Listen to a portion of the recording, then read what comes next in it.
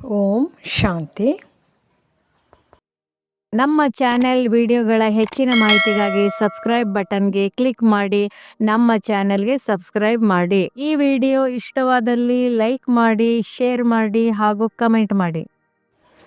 ವಾಣಿ date 16/4/2026. ಪ್ರಾತಃ ಮುರಳಿ. ಓಂ ಶಾಂತಿ. ಬಾಪ್ ದಾದಾ ಮಧುಬನ. ಮಧುರ ಮಕ್ಕಳೇ, ಯೋಗದಿಂದಲೇ ಆತ್ಮದಲ್ಲಿರುವ ತುಕ್ಕು ಬಿಟ್ಟು ಹೋಗುತ್ತದೆ. ತಂದೆಯಿಂದ ಪೂರ್ಣ ಆಸ್ತಿಯು ಸಿಗುತ್ತದೆ. ಆದ್ದರಿಂದ ಎಷ್ಟು ಸಾಧ್ಯವೋ ಅಷ್ಟು ಯೋಗ ಬಲವನ್ನು ಹೆಚ್ಚಿಸಿಕೊಳ್ಳಿ. ಪ್ರಶ್ನೆ: ದೇವಿ ದೇವತೆಗಳ ಕರ್ಮವು ಶ್ರೇಷ್ಠವಾಗಿತ್ತು, ಈಗ ಕರ್ಮ ಭ್ರಷ್ಟವಾಗಿದೆ, ಏಕೆ? ಉತ್ತರ: ಏಕೆಂದರೆ ತಮ್ಮ ಅಸಲಿ ಧರ್ಮವನ್ನು ಮರೆತು ಹೋಗಿದ್ದಾರೆ. ಧರ್ಮವನ್ನು ಮರೆತು ಹೋಗಿರುವ ಕಾರಣ ಯಾವುದೇ ಕರ್ಮವನ್ನು ಮಾಡಿದರೂ ಅದು ಭ್ರಷ್ಟವಾಗುತ್ತದೆ. ತಂದೆಯು ಈಗ ನಿಮಗೆ ತಮ್ಮ ಸತ್ಯ ಧರ್ಮದ ಪರಿಚಯವನ್ನು ಕೊಡುತ್ತಾರೆ. ಜೊತೆಗೆ ಪ್ರಪಂಚದ ಇತಿಹಾಸ, ಭೂಗೋಳವನ್ನು ತಿಳಿಸುತ್ತಾರೆ. ಯಾವುದನ್ನು ನೀವೆಲ್ಲರಿಗೂ ತಿಳಿಸಬೇಕಾಗಿದೆ? ತಂದೆಯ ಸತ್ಯ ಪರಿಚಯವನ್ನು ಕೊಡಬೇಕಾಗಿದೆ. ಗೀತೆ: ಮುಖವನ್ನು ನೋಡಿಕೋ ಪ್ರಾಣಿ. ಓಂ ಶಾಂತಿ. ಇದನ್ನು ಯಾರು ಯಾರಿಗೆ ಹೇಳಿದರು? ತಂದೆಯು ಮಕ್ಕಳಿಗೆ ಹೇಳಿದರು. ಯಾವ ಮಕ್ಕಳು ಪತಿತರಿಂದ ಪಾವನರಾಗುತ್ತಿದ್ದಾರೆಯೋ ಅವರಿಗೆ ಹೇಳುತ್ತಾರೆ. ಮಕ್ಕಳು ತಿಳಿದುಕೊಂಡಿದ್ದಿರಿ, ನಾವು ಭಾರತವಾಸಿಗಳು ದೇವಿ ದೇವತೆಗಳಾಗಿದ್ದೆವು. ಈಗ 84 ಜನ್ಮಗಳ ಚಕ್ರವನ್ನು ಸುತ್ತಿ ಸತೋ ಪ್ರಧಾನದಿಂದ ಈಗ ಸತೋ ರಜೋ ತಮೋ ಪ್ರಧಾನರಾಗಿದ್ದೇವೆ. ಪತಿತರನ್ನು ಪಾವನ ಮಾಡುವಂತಹ ಒಬ್ಬ ತಂದೆಯು ಹೇಳುತ್ತಾರೆ, ನೀವು ನಿಮ್ಮ ಹೃದಯದಿಂದ ಕೇಳಿಕೊಳ್ಳಿ, ನಾನು ಎಲ್ಲಿಯವರೆಗೆ ಪುಣ್ಯಾತ್ಮನಾಗಿದ್ದೇನೆ. ನೀವು ಸತೋ ಪ್ರಧಾನ ಪವಿತ್ರ ಆತ್ಮಗಳಾಗಿದ್ದಿರಿ. ಮೊಟ್ಟ ಮೊದಲು ನಿಮ್ಮನ್ನು ದೇವಿ ದೇವತೆಗಳೆಂದು ಕರೆಯಲಾಗುತ್ತಿತ್ತು. ಯಾವುದನ್ನು ಆದಿ ಸನಾತನ ದೇವಿ ದೇವತಾ ಧರ್ಮವೆಂದು ಕರೆಯಲಾಗುತ್ತಿತ್ತು. ಈಗ ಯಾವುದೇ ಭಾರತವಾಸಿಯು ತನ್ನನ್ನು ದೇವಿ ದೇವತಾ ಧರ್ಮದವರೆಂದು ಹೇಳಿಕೊಳ್ಳುವುದಿಲ್ಲ. ಹಿಂದೂ ಧರ್ಮವೆನ್ನುವುದು ಯಾವುದೂ ಇಲ್ಲ. ಆದರೆ ಪತಿತರಾಗಿರುವ ಕಾರಣ ತಮ್ಮನ್ನು ತಾವು ದೇವತೆಗಳೆಂದು ಹೇಳಿಕೊಳ್ಳುವುದಿಲ್ಲ. ಸತ್ಯುಗದಲ್ಲಿ ದೇವತೆಗಳು ಪವಿತ್ರರಾಗಿದ್ದರು. ಪವಿತ್ರ ಪ್ರವೃತ್ತಿ ಮಾರ್ಗವಿತ್ತು. ಯಥಾ ರಾಜಾರಾಣಿ ತಥಾ ಪ್ರಜೆಗಳಾಗಿದ್ದರು. ಭಾರತವಾಸಿಗಳಿಗೆ ತಂದೆಯು ನೆನಪು ತರಿಸುತ್ತಾರೆ, ನೀವು ಪವಿತ್ರ ಪ್ರವೃತ್ತಿ ಮಾರ್ಗದವರು, ಆದಿ ಸನಾತನ ದೇವಿ ದೇವತಾ ಧರ್ಮದವರಾಗಿದ್ದಿರಿ. ಅದನ್ನು ಸ್ವರ್ಗವೆಂದು ಹೇಳಲಾಗುತ್ತಿತ್ತು. ಅಲ್ಲಿ ಒಂದೇ ಒಂದು ಧರ್ಮವಿತ್ತು. ಮೊದಲು ನಂಬರಿನ ಮಹಾರಾಜ ಮಹಾರಾಣಿ ಲಕ್ಷ್ಮೀನಾರಾಯಣರಾಗಿದ್ದರು. ಅವರ ವಂಶವಿತ್ತು. ಭಾರತವು ಬಹಳ ಸಂಪದ್ಭರಿತವಾಗಿತ್ತು. ಅದು ಸತ್ಯುಗವಾಗಿತ್ತು. ನಂತರ ತ್ರೇತಾಯುಗದಲ್ಲಿ ಸಹ ಪೂಜ್ಯ ದೇವಿ ದೇವತೆಗಳು ಅಥವಾ ಕ್ಷತ್ರಿಯರೆಂದು ಕರೆಯಲಾಗುತ್ತಿತ್ತು. ಅಲ್ಲಿ ಲಕ್ಷ್ಮೀನಾರಾಯಣರ ರಾಜ್ಯ, ಅಲ್ಲಿ ಸೀತಾರಾಮರ ರಾಜ್ಯ. ಅಲ್ಲಿ ವಂಶಾವಳಿಯು ನಡೆಯಿತು. ಹೇಗೆ ಕ್ರಿಶ್ಚಿಯನ್ನರಲ್ಲಿ ಎಡ್ವರ್ಡ್ ದಿ ಫಸ್ಟ್, ಸೆಕೆಂಡ್, ಅದೇ ರೀತಿ ಭಾರತದಲ್ಲಿಯೂ ನಡೆಯುತ್ತದೆ. 5000 ವರ್ಷದ ಮಾತು. ಅಂದರೆ 5000 ವರ್ಷಗಳ ಮೊದಲು ಲಕ್ಷ್ಮೀನಾರಾಯಣರ ರಾಜ್ಯವಿತ್ತು. ಆದರೆ ಅವರಿಗೆ ಈ ರಾಜ್ಯವು ಯಾವಾಗ ಹೇಗೆ ಸಿಕ್ಕಿತೆಂದು ಯಾರಿಗೂ ಗೊತ್ತಿಲ್ಲ. ಅದೇ ಸೂರ್ಯವಂಶಿ ಪುನಃ ಚಂದ್ರವಂಶಿಯಲ್ಲಿ ಬಂದರು. ಏಕೆಂದರೆ ಪುನರ್ಜನ್ಮವನ್ನು ತೆಗೆದುಕೊಳ್ಳುತ್ತಾ ಇಳಿಯಲೇಬೇಕು. ಈ ಭಾರತದ ಇತಿಹಾಸ, ಭೂಗೋಳವು ಯಾರಿಗೂ ತಿಳಿದಿಲ್ಲ. ರಚಯಿತ ತಂದೆ ಎಂದರೆ ಅವಶ್ಯವಾಗಿ ಸತ್ಯಯುಗ, ಹೊಸ ಪ್ರಪಂಚದ ರಚನೆ ಮಾಡಿರಬೇಕು. ತಂದೆಯು ತಿಳಿಸುತ್ತಾರೆ, ಇಂದಿಗೆ 5000 ವರ್ಷಗಳ ಹಿಂದೆ ಸ್ವರ್ಗದಲ್ಲಿದ್ದಿರಿ. ಈ ಭಾರತವು ಸ್ವರ್ಗವಾಗಿತ್ತು, ಈಗ ನರಕವಾಗಿದೆ. ಈ ಪ್ರಪಂಚದವರಿಗಂತೂ ಪ್ರಪಂಚದ ಇತಿಹಾಸ, ಭೂಗೋಳದ ಬಗ್ಗೆ ತಿಳಿದುಕೊಂಡಿಲ್ಲ. ಅವರಿಗಂತೂ ಅಪೂರ್ಣವಾದ ಕಡೆಯ ಅರ್ಧ ಇತಿಹಾಸವೂ ಗೊತ್ತಿದೆ. ಸತ್ಯುಗ ತ್ರೇತಾದ ಇತಿಹಾಸ, ಭೂಗೋಳವು ಯಾರಿಗೂ ಗೊತ್ತಿಲ್ಲ. ಋಷಿ ಮುನಿಗಳೂ ಸಹ ಹೇಳುತ್ತಿದ್ದರು, ನಮಗೆ ರಚಯಿತ ರಚನೆಯ ಆದಿ ಮಧ್ಯವೂ ಗೊತ್ತಿಲ್ಲ ಎಂದು. ತಿಳಿದುಕೊಳ್ಳಲು ಹೇಗೆ ಸಾಧ್ಯ? ತಂದೆಯು ಕುಳಿತು ನಿಮಗೆ ತಿಳಿಸುತ್ತಾರೆ. ಶಿವ ತಂದೆಯು ಭಾರತದಲ್ಲಿಯೇ ದಿವ್ಯವಾದ ಜನ್ಮವನ್ನು ತೆಗೆದುಕೊಳ್ಳುತ್ತಾರೆ. ಇಲ್ಲಿಯೇ ಶಿವ ಜಯಂತಿಯೂ ಆಗುತ್ತದೆ. ಶಿವ ಜಯಂತಿಯ ನಂತರ ಗೀತಾ ಜಯಂತಿ ಆಗಬೇಕು. ನಂತರ ಜೊತೆಯಲ್ಲಿಯೂ ಆಗಬೇಕು. ಆದರೆ ಈ ಶಿವ ಜಯಂತಿಯು ಯಾವಾಗ ಆಯಿತು? ಈ ರಹಸ್ಯವನ್ನು ಭಾರತವಾಸಿಗಳು ತಿಳಿದುಕೊಂಡಿಲ್ಲ. ಬುದ್ಧ ಜಯಂತಿ, ಕ್ರೈಸ್ತ ಜಯಂತಿ ಯಾವಾಗ ಆಯಿತು ಎಂದು ಬೇರೆ ಧರ್ಮದವರು ತಕ್ಷಣ ತಿಳಿಸುತ್ತಾರೆ. ಶಿವ ಜಯಂತಿ ಯಾವಾಗ ಆಯಿತು ಎಂದು ಯಾವುದೇ ಭಾರತವಾಸಿಯನ್ನು ಕೇಳಿದರೆ ಯಾರೂ ತಿಳಿಸಲು ಸಾಧ್ಯವಿಲ್ಲ. ಭಾರತದಲ್ಲಿಯೇ ಶಿವನು ಬಂದು ಏನು ಮಾಡಿದರು ಎಂದು ಯಾರಿಗೂ ಗೊತ್ತಿಲ್ಲ. ಶಿವ ಎಲ್ಲ ಆತ್ಮರುಗಳ ತಂದೆಯಾಗಿದ್ದಾರೆ. ಆತ್ಮವು ಅವಿನಾಶಿಯಾಗಿದೆ. ಆತ್ಮವು ಒಂದು ಶರೀರವನ್ನು ಬಿಟ್ಟು ಇನ್ನೊಂದನ್ನು ತೆಗೆದುಕೊಳ್ಳುತ್ತದೆ. ಇದು 84 ಜನ್ಮಗಳ ಚಕ್ರವಾಗಿದೆ. ಶಾಸ್ತ್ರಗಳಲ್ಲಂತೂ 84 ಲಕ್ಷ ಜನ್ಮಗಳೆಂದು ಸುಳ್ಳು ಹೇಳಿಬಿಟ್ಟಿದ್ದಾರೆ. ತಂದೆಯು ಬಂದು ಸತ್ಯವಾದ ಮಾತನ್ನು ತಿಳಿಸುತ್ತಾರೆ. ತಂದೆಯನ್ನು ಬಿಟ್ಟರೆ ಯಾರು ರಚನೆಯ ಬಗ್ಗೆ ಸುಳ್ಳನ್ನೇ ಹೇಳುತ್ತಾರೆ. ಏಕೆಂದರೆ ಇದು ಮಾಯೆಯ ರಾಜ್ಯವಾಗಿದೆ. ಮೊದಲು ನೀವೆಲ್ಲರೂ ಪಾರಸ ಬುದ್ಧಿಯವರಾಗಿದ್ದರೆ ಭಾರತವು ವಜ್ರ ಸಮಾನವಾಗಿತ್ತು. ಚಿನ್ನ, ವಜ್ರ, ವೈಢೂರ್ಯಗಳ ಮಹಲ್ಗಳಿತ್ತು. ತಂದೆಯು ಕುಳಿತು ರಚಯಿತ ಮತ್ತು ರಚನೆಯ ಆದಿ ಮಧ್ಯ ಅಂತ್ಯದ ರಹಸ್ಯ ಅರ್ಥಾತ್ ಇತಿಹಾಸ ಭೂಗೋಳವನ್ನು ತಿಳಿಸುತ್ತಾರೆ. ಭಾರತವಾಸಿಗಳಿಗೆ ಇದು ಗೊತ್ತಿಲ್ಲ. ನಾವು ಮೊಟ್ಟ ಮೊದಲು ದೇವಿ ದೇವತೆಗಳಾಗಿದ್ದೆವು. ಈಗ ಪತಿತ ಕಂಗಾಲರು ಅಧರ್ಮಿಗಳಾಗಿದ್ದೇವೆ. ನಮ್ಮ ಧರ್ಮವನ್ನು ಮರೆತು ಹೋಗಿದ್ದೇವೆ ಎಂದು. ಇದು ಡ್ರಾಮಾನುಸಾರ ನಡೆಯಲೇಬೇಕಾಗಿದೆ. ಈ ಪ್ರಪಂಚದ ಇತಿಹಾಸ ಭೂಗೋಳವು ಬುದ್ಧಿಯಲ್ಲಿರಬೇಕಾಗಿದೆ. ಶ್ರೇಷ್ಠಾತಿ ಶ್ರೇಷ್ಠವಾದ ಎಲ್ಲ ಆತ್ಮರ ತಂದೆಯು ಮೂಲವತನದಲ್ಲಿರುತ್ತಾರೆ. ನಂತರ ಸೂಕ್ಷ್ಮವತನವಿರುತ್ತದೆ. ಇದು ಸ್ಥೂಲವತನವಾಗಿದೆ. ಸೂಕ್ಷ್ಮವತನದಲ್ಲಿ ಬ್ರಹ್ಮ, ವಿಷ್ಣು, ಶಂಕರನು ಮಾತ್ರವೇ ಇರುತ್ತಾರೆ. ಅವರದು ಯಾವುದೇ ಇತಿಹಾಸ ಭೂಗೋಳವಿಲ್ಲ. ಇವು 3 ಲೋಕಗಳಾಗಿವೆ. ಭಗವಂತನು ಒಬ್ಬರೇ ಆಗಿದ್ದಾರೆ. ಅವರು ರಚನೆಯು ಒಂದೇ ಆಗಿದೆ. ಯಾವ ಚಕ್ರವು ತಿರುತ್ತಲೇ ಇರುವುದು ಸತ್ಯುಗದಿಂದ ತ್ರೇತಾದಿಂದ ನಂತರ ದ್ವಾಪರ ಕಲಿಯುಗದಲ್ಲಿ ಬರಲೇಬೇಕಾಗಿದೆ. 84 ಜನ್ಮಗಳ ಲೆಕ್ಕ ಬೇಕಲ್ಲವೇ? ಇದು ಯಾರಿಗೂ ಗೊತ್ತಿಲ್ಲ. ಇದ್ಯಾವುದೇ ಶಾಸ್ತ್ರಗಳಲ್ಲಿಯೂ ಇಲ್ಲ. 84 ಜನ್ಮಗಳ ಪಾತ್ರವನ್ನು ನೀವು ಮಕ್ಕಳೇ ಅಭಿನಯಿಸುತ್ತೀರಿ. ತಂದೆಯಂತೂ ಈ ಚಕ್ರದಲ್ಲಿ ಬರುವುದೇ ಇಲ್ಲ. ಮಕ್ಕಳು ಪಾವನರಿಂದ ಪತಿತರಾಗುತ್ತಾರೆ. ಆದ್ದರಿಂದಲೇ ಕೂಗುತ್ತಾರೆ, ಬಾಬಾ ಬಂದು ನಮ್ಮನ್ನು ಪುನಃ ಪಾವನರನ್ನಾಗಿ ಮಾಡಿ. ರಾವಣ ರಾಜ್ಯದಲ್ಲಿ ಎಲ್ಲರೂ ದುಃಖಿಗಳಾಗಿದ್ದಾರೆ. ಅವರನ್ನು ಮತ್ತೆ ಮುಕ್ತರನ್ನಾಗಿ ಮಾಡಿ ರಾಮರಾಜ್ಯಕ್ಕೆ ಕರೆದುಕೊಂಡು ಹೋಗಿ ಎಂದು ಒಬ್ಬನನ್ನೇ ಎಲ್ಲರೂ ಕರೆಯುತ್ತಾರೆ. ಅರ್ಧ ಕಲ್ಪ ರಾಮ ರಾಜ್ಯ, ಅರ್ಧ ಕಲ್ಪ ರಾವಣ ರಾಜ್ಯವಾಗಿದೆ.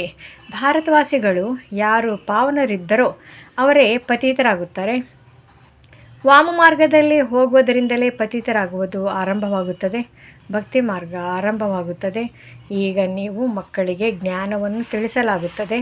ಇದರಿಂದ ಅರ್ಧಕಲ್ಪ 21 ಜನ್ಮಗಳಿಗೆ ಸುಖದ ಆಸ್ತಿಯನ್ನು ಪಡೆದುಕೊಳ್ಳುತ್ತೀರಿ. ಅರ್ಧಕಲ್ಪ ಜ್ಞಾನದ ಪ್ರಾರಬ್ಧ ನಡೆಯುತ್ತದೆ. ನಂತರ ರಾವಣ ರಾಜ್ಯವಾಗುತ್ತದೆ. ಕೆಳಗಿಳಿಯುವುದು ಪ್ರಾರಂಭವಾಗುತ್ತದೆ. ನೀವು ದೈವಿ ರಾಜ್ಯದಲ್ಲಿದ್ದೀರಿ. ನಂತರ ಈಗ ಅಸುರಿ ರಾಜ್ಯದಲ್ಲಿ ಬಂದಿದ್ದೀರಿ. ಇದನ್ನೇ ನರಕವೆಂದು ಕರೆಯಲಾಗುತ್ತದೆ. ನೀವು ಸ್ವರ್ಗದಲ್ಲಿದ್ದೀರಿ. ನಂತರ 84 ಜನ್ಮಗಳನ್ನು ಮುಗಿಸಿಕೊಂಡು ಈಗ ನರಕದಲ್ಲಿದ್ದೀರಿ. ಅದು ಸುಖಧಾಮವಾಗಿತ್ತು. ಇದು ದುಃಖಧಾಮ. 100% ದಿವಾಳಿಯಾಗಿದೆ.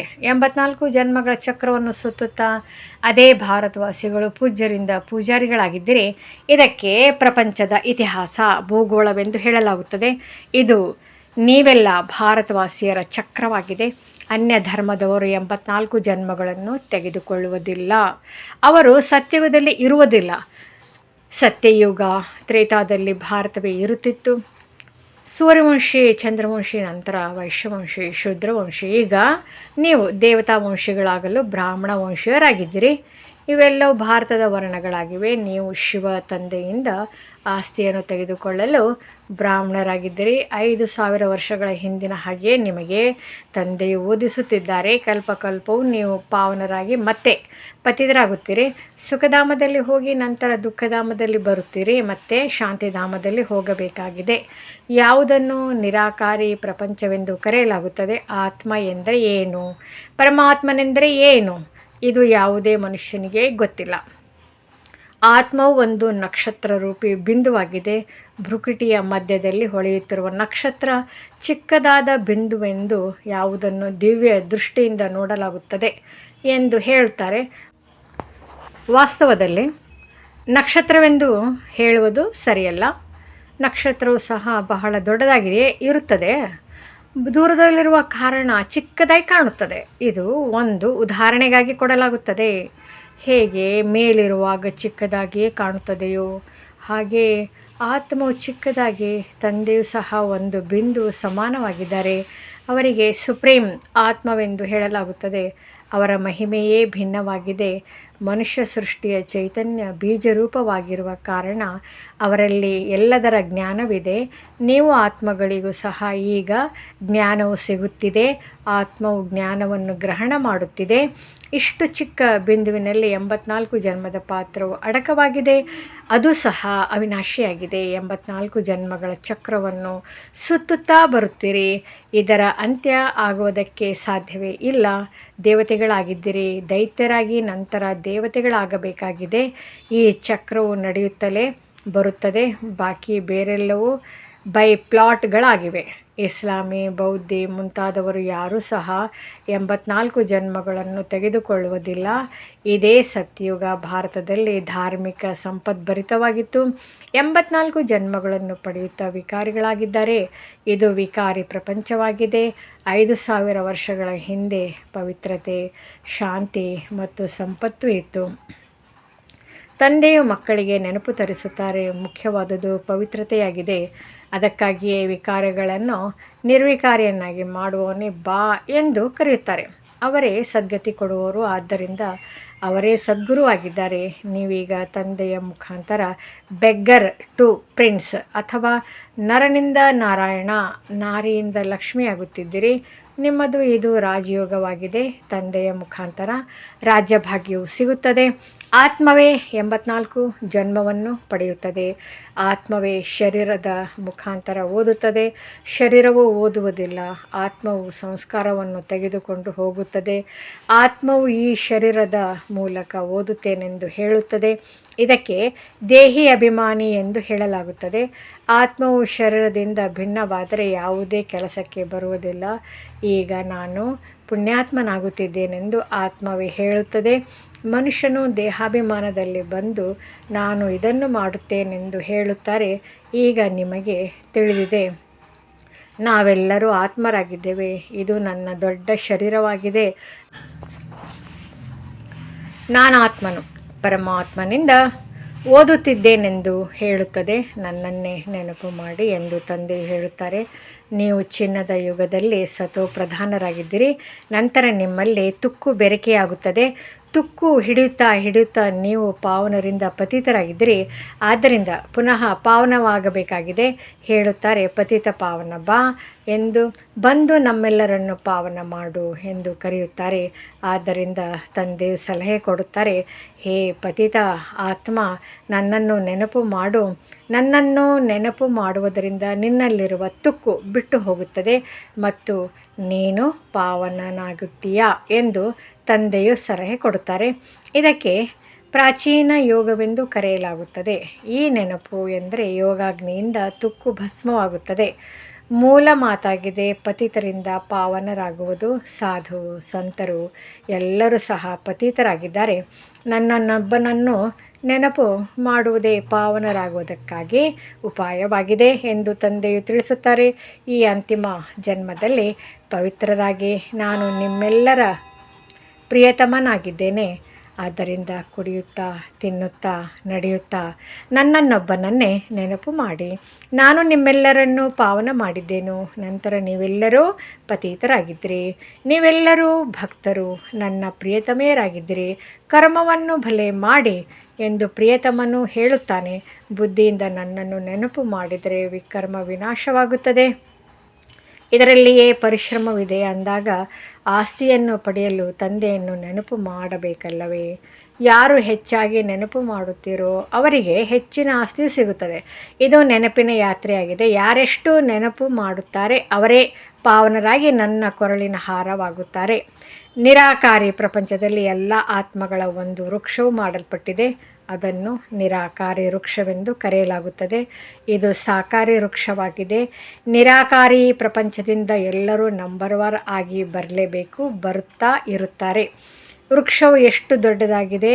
ಆತ್ಮವು ಇಲ್ಲಿ ಅಭಿನಯ ಮಾಡಲು ಬರುತ್ತದೆ. ಯಾರೆಲ್ಲ ಆತ್ಮರಿದ್ದಾರೆಯೋ ಎಲ್ಲ ಆತ್ಮರು ಡ್ರಾಮಾದಲ್ಲಿ ಪಾತ್ರಧಾರಿಗಳಾಗಿದ್ದಾರೆ. ಆತ್ಮವು ಅವಿನಾಶಿಯಾಗಿದೆ. ಇದರಲ್ಲಿರುವ ಪಾತ್ರವು ಸಹ ಅವಿನಾಶಿಯಾಗಿದೆ. ಡ್ರಾಮಾವು ಯಾವಾಗ ಮಾಡಿದರು ಎಂದು ಹೇಳಲು ಸಾಧ್ಯವಿಲ್ಲ. ಇದು ನಡೆಯುತ್ತಲೇ ಇರುತ್ತದೆ. ಮೊಟ್ಟ ಮೊದಲು ಭಾರತವಾಸಿಗಳು ಸುಖದಲ್ಲಿದ್ದರು, ನಂತರ ದುಃಖದಲ್ಲಿ ಬಂದರು, ಮತ್ತೆ ಶಾಂತಿಧಾಮಕ್ಕೆ ಹೋಗುತ್ತಾರೆ. ತಂದೆಯು ನಂತರ ಸುಖಧಾಮಕ್ಕೆ ಕಳುಹಿಸಿ ಕೊಡುತ್ತಾರೆ. ತಂದೆಯು ರಾಜಧಾನಿಯನ್ನು ಸ್ಥಾಪನೆ ಮಾಡುತ್ತಿದ್ದಾರೆ ಅಂದಾಗ ಅದರಲ್ಲಿ ಯಾರೆಷ್ಟು ಪುರುಷಾರ್ಥ ಮಾಡುತ್ತಾರೆಯೋ ಅಷ್ಟು ಶ್ರೇಷ್ಠ ಪದವಿಯನ್ನು ಪಡೆಯುತ್ತಾರೆ. ಇದರಲ್ಲಿ ಪುರುಷಾರ್ಥದನುಸಾರ ರಾಜ್ಯಭಾಗ್ಯವನ್ನು ಪಡೆಯುತ್ತಾರೆ. ಸತ್ಯವಿದಲ್ಲಿ ಅವಶ್ಯವಾಗಿ ಕೆಲವರೇ ಮನುಷ್ಯರಿರುತ್ತಾರೆ. ಆದಿ ಸನಾತನ ದೇವಿ ದೇವತಾ ಧರ್ಮದ ವೃಕ್ಷವು ಚಿಕ್ಕದಾಗಿರುತ್ತದೆ, ಬಾಕಿ ಎಲ್ಲವೂ ವಿನಾಶವಾಗಿ ಹೋಗುತ್ತದೆ. ಈ ಆದಿ ಸನಾತನ ದೇವಿ ದೇವತಾ ಧರ್ಮದ ಸ್ಥಾಪನೆಯಾಗುತ್ತಿದೆ, ಅರ್ಥಾತ್ ಸ್ವರ್ಗದ ಗೇಟ್ ತೆರೆಯುತ್ತಿದೆ. 5000 ವರ್ಷಗಳ ಮೊದಲು ಈ ರೀತಿ ಸ್ವರ್ಗದ ಸ್ಥಾಪನೆಯಾಗಿತ್ತು. ಅನೇಕ ಧರ್ಮಗಳ ವಿನಾಶವೂ ಆಗಿತ್ತು. ಈ ಯುದ್ಧವನ್ನು ಕಲ್ಯಾಣಕಾರಿ ಯುದ್ಧವೆಂದು ಹೇಳಲಾಗುತ್ತದೆ. ಈಗ ನರಕದ ಗೇಟ್ ತೆರೆಯಲ್ಪಟ್ಟಿದೆ, ನಂತರ ಸ್ವರ್ಗದ ಗೇಟ್ ತೆರೆಯಲಾಗುತ್ತದೆ. ಸ್ವರ್ಗದ ಬಾಗಿಲು ತಂದೆಯ ಮೂಲಕ ತೆಗೆಯಲಾಗುತ್ತದೆ. ನರಕದ ಬಾಗಿಲು ರಾವಣನ ಮೂಲಕ ತೆರೆಯಲಾಗುತ್ತದೆ. ತಂದೆಯ ಆಸ್ತಿಯನ್ನು ಕೊಡ್ತಾರೆ, ರಾವಣನು ಶಾಪವನ್ನು ಕೊಡ್ತಾನೆ. ಈ ಮಾತು ಪ್ರಪಂಚದವರಿಗೆ ತಿಳಿದಿಲ್ಲ, ನೀವು ಮಕ್ಕಳಿಗೆ ತಿಳಿಸುತ್ತೇನೆ. ವಿದ್ಯಾಮಂತ್ರಿಗಳು ಸಹ ಈ ಬೇಹದ್ದಿನ ಜ್ಞಾನವನ್ನು ಇಷ್ಟಪಡುತ್ತಾರೆ. ಅದನ್ನು ನೀವೇ ಕೊಡಲು ಸಾಧ್ಯ, ಆದರೆ ನೀವು ಗುಪ್ತವಾಗಿದ್ದೀರಿ. ನಿಮ್ಮನ್ನು ಯಾರೂ ಗುರುತಿಸುವುದೂ ಇಲ್ಲ. ನೀವು ಯೋಗ ಬಲದಿಂದ ನಿಮ್ಮ ರಾಜ್ಯಭಾಗ್ಯವನ್ನು ಪಡೆಯುತ್ತಿದ್ದೀರಿ. ಲಕ್ಷ್ಮೀನಾರಾಯಣರು ಹೇಗೆ ರಾಜ್ಯಭಾಗ್ಯವನ್ನು ಪಡೆದುಕೊಂಡರು ಎಂದು ನೀವು ತಿಳಿದುಕೊಂಡಿದ್ದೀರಿ. ಇದಕ್ಕೆ ಶುಭಕಾರಿ ಕಲ್ಯಾಣಕಾರಿ ಯುಗವಾಗಿದೆ. ತಂದೆಯು ಬಂದು ಎಲ್ಲರನ್ನೂ ಪಾವನರನ್ನಾಗಿ ಮಾಡುತ್ತಾರೆ. ಕೃಷ್ಣನನ್ನು ಎಲ್ಲರ ತಂದೆ ಎಂದು ಕರೆಯಲು ಸಾಧ್ಯವಿಲ್ಲ. ನಿರಾಕಾರನು ತಂದೆ ಎಂದು ಕರೆಯಲಾಗುತ್ತದೆ. ಆ ತಂದೆಯನ್ನು ನೆನಪು ಮಾಡಬೇಕಾಗಿದೆ. ಪಾವನರು ಆಗಬೇಕಾಗಿದೆ. ವಿಕಾರಗಳನ್ನು ಅವಶ್ಯವಾಗಿ ಬಿಡಬೇಕಾಗಿದೆ. ಭಾರತವು ನಿರ್ವಿಕಾರಿ ಸುಖಧಾಮವಾಗಿತ್ತು, ಈಗ ವಿಕಾರಿ ದುಃಖಧಾಮವಾಗಿದೆ. 1 ಪೈಸೆಗೂ ಬೆಲೆ ಇಲ್ಲದಂತಾಗಿದೆ. ಇದು ಡ್ರಾಮಾದ ಆಟವಾಗಿದೆ. ಇದನ್ನು ಬುದ್ಧಿಯಲ್ಲಿ ಧಾರಣೆ ಮಾಡಿಕೊಂಡು ಬೇರೆಯವರಿಗೂ ಮಾಡಿಸಲಾಗುತ್ತದೆ. ಒಳ್ಳೆಯದು. ಮಧುರಾತಿ ಮಧುರ ಅಗಲಿ ಹೋಗಿ ಮರಳಿ ಸಿಕ್ಕಿರುವ ಮಕ್ಕಳ ಪ್ರತಿ ಮಾತಾ ಪಿತಾ ಬಾಬ್ದಾದರವರ ನೆನಪು, ಪ್ರೀತಿ ಹಾಗೂ ಸುಪ್ರಭಾತ. ಆತ್ಮಿಕ ಮಕ್ಕಳಿಗೆ ಆತ್ಮಿಕ ತಂದೆಯ ನಮಸ್ತೆ. ಧಾರಣೆಗೋಸ್ಕರ ಮುಖ್ಯ ಸಾರ: ನೆನಪಿನಿಂದಲೇ ತಂದೆಯ ಕೊರಳಿನ ಹಾರವಾಗಬೇಕಾಗಿದೆ. ಕರ್ಮವನ್ನು ಮಾಡುತ್ತಾ ತಂದೆಯ ನೆನಪಿನಲ್ಲಿದ್ದು ವಿಕರ್ಮಾಜೀತರಾಗಬೇಕಾಗಿದೆ. ಪುಣ್ಯಾತ್ಮರಾಗಲು ಸಂಪೂರ್ಣ ಪುರುಷಾರ್ಥ ಮಾಡಬೇಕಾಗಿದೆ. ದೇಹಾಭಿಮಾನವನ್ನು ಬಿಟ್ಟು ದೇಹಿ ಅಭಿಮಾನಿಯಾಗಬೇಕಾಗಿದೆ. ವರದಾನ: ತಮ್ಮ ಬುದ್ಧಿ ಎಂಬ ನೇತ್ರವನ್ನು ಸ್ಪಷ್ಟ ಹಾಗೂ ಸುರಕ್ಷಿತವಾಗಿ ಇಟ್ಟುಕೊಳ್ಳುವಂತಹ ಮಾಸ್ಟರ್ ಜ್ಞಾನಪೂರ್ಣ ಶಕ್ತಿಪೂರ್ಣ ಭವ. ಹೇಗೆ ಜ್ಯೋತಿಷಿಯು ತನ್ನ ಜ್ಯೋತಿಷ್ಯದ ಜ್ಞಾನದಿಂದ ಮುಂದೆ ಬರುವಂತಹ ಆಪತ್ತುಗಳನ್ನು ತಿಳಿದು ಬಿಡುತ್ತಾರೆ, ಹಾಗೆ ತಾವು ಮಕ್ಕಳು ಮಾಯೆಯಿಂದ ಬರುವ ಪರೀಕ್ಷೆಗಳನ್ನು ಮುಂಚಿತವಾಗಿಯೇ ಪರಿಶೀಲಿಸುತ್ತಾ ಗೌರವಾನ್ವಿತವಾಗಿ ತೇರ್ಗಡೆಯಾಗುವುದಕ್ಕಾಗಿ ಬುದ್ಧಿ ಎಂಬ ನೇತ್ರವನ್ನು ಸ್ಪಷ್ಟವಾಗಿಟ್ಟುಕೊಳ್ಳಿರಿ ಮತ್ತು ಸುರಕ್ಷಿತವಾಗಿರಿ. ದಿನ ಕಳೆದಂತೆ ನೆನಪಿನ ಅಥವಾ ಶಾಂತಿಯ ಶಕ್ತಿಯನ್ನು ವೃದ್ಧಿ ಮಾಡಿಕೊಳ್ಳುತ್ತೀರೆಂದರೆ ಇಂದು ಏನಾಗುವುದಿದೆ ಎಂಬುದು ಮುಂಚಿತವಾಗಿ ತಿಳಿದು ಬಿಡುತ್ತದೆ. ಮಾಸ್ಟರ್ ಜ್ಞಾನಪೂರ್ಣ ಶಕ್ತಿಪೂರ್ಣರಾಗುತ್ತೀರೆಂದರೆ ಎಂದಿಗೂ ಸೋಲಾಗಲು ಸಾಧ್ಯವಿಲ್ಲ. ಸ್ಲೋಗನ್: ಪವಿತ್ರತೆಯೇ ನವೀನತೆಯಾಗಿದೆ, ಹಾಗೂ ಜ್ಞಾನದ ಬುನಾದಿಯೂ ಇದೇ ಆಗಿದೆ. ಅವ್ಯಕ್ತ ಸೂಚನೆ: ಮಹಾನರಾಗಲು ಮಧುರತೆ ಮತ್ತು ನಮ್ರತೆಯ ಗುಣ ಧಾರಣೆ ಮಾಡಿ. ನೀವು ಮಕ್ಕಳ ಚಲನೆಯಲ್ಲಿ ಮಧುರತೆ, ಮನಸ್ಸಾದಲ್ಲಿ ಬೇಹದ್ದಿನ ವೈರಾಗ್ಯ ವೃತ್ತಿರಲಿ, ಎರಡೂ ಸ್ಮೃತಿ ಇದ್ದರೆ ಪಾಸ್ ವಿತ್ ಆನರ್ ಅಂದರೆ ಗೌರವಾನ್ವಿತವಾಗಿ ತೇರ್ಗಡೆ ಹೊಂದುವುದು ಆಗಿಬಿಡುವಿರಿ. ಮಧುರತೆ ಮತ್ತು ನಮ್ರತೆ ಈ ವಿಶೇಷ ಎರಡು ಧಾರಣೆಗಳಿಂದ ಸದಾ ವಿಶ್ವ ಕಲ್ಯಾಣಕಾರಿ ಮಹಾದಾನಿ ವರದಾನಿ ಆಗಿಬಿಡುವಿರಿ ಮತ್ತು ಸಹಜವೇ ಸ್ನೇಹದ ಪುರಾವೆ ಕೊಡಬಹುದು. ಓಂ ಶಾಂತಿ. ಓಂ ನಮಃ ಶಿವಾಯ. ಈ ಮುರಳಿ ತಮಗೆ ಇಷ್ಟವಾಯಿತೆ? ಹೆಚ್ಚಿನ ಮುರಳಿಗಳ ವಿಡಿಯೋಗಳಿಗೋಸ್ಕರ ನಮ್ಮ ಚಾನಲ್ಗೆ ಸಬ್ಸ್ಕ್ರೈಬ್ ಮಾಡಿ. ತಮಗೆ ವಿಡಿಯೋ ನೋಟಿಫಿಕೇಷನ್ ಸಿಗ್ತಾ ಇರುವುದು.